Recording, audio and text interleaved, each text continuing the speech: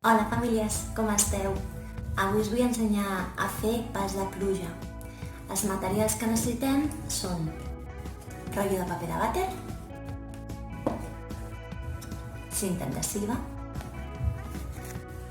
filferro fàcil de moldejar, necessitarem cartró i paper per fer la tapa. Prendrem la mida del rotllo de paper de cuina i enganxarem a un tros de paper. I també necessitem llenties i arròs.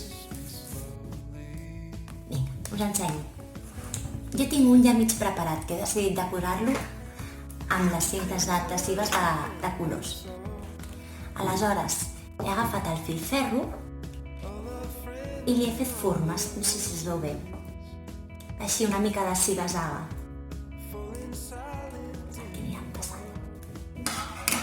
Aleshores, com jo ja tinc una mica de filferro aquí dins, ara ficaré les llauns.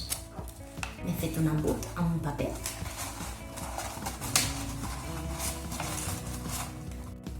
I cap a dins.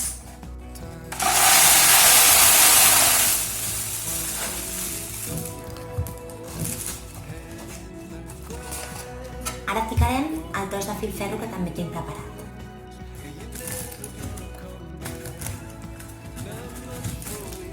Aleshores, per fer la tapa, necessitem un tros de cartró i l'enganxem a un paper. Jo he triat un paper de diari. I amb les tisores fem unes pestanyetes.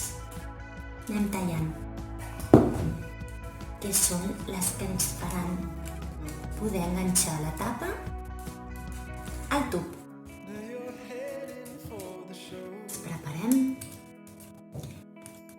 i som-hi.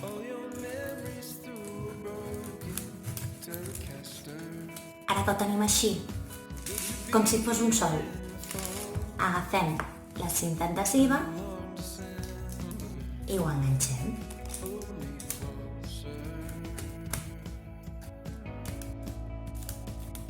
Vinga.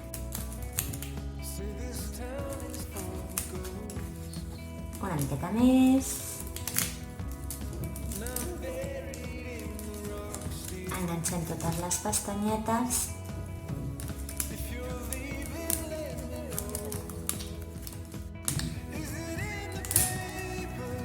I si voleu, perquè quedi més subjecte, podeu ficar uns trossets també així creuats. Una mica per aquí i una mica per aquí.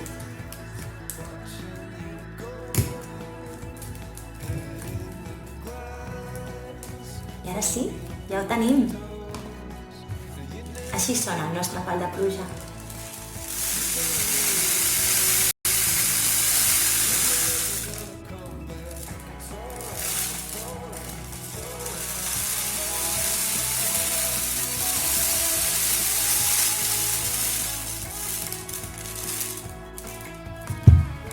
Aquest material és perfecte per estimular el sentit auditiu, sobretot dels nens i les nenes més petits de casa.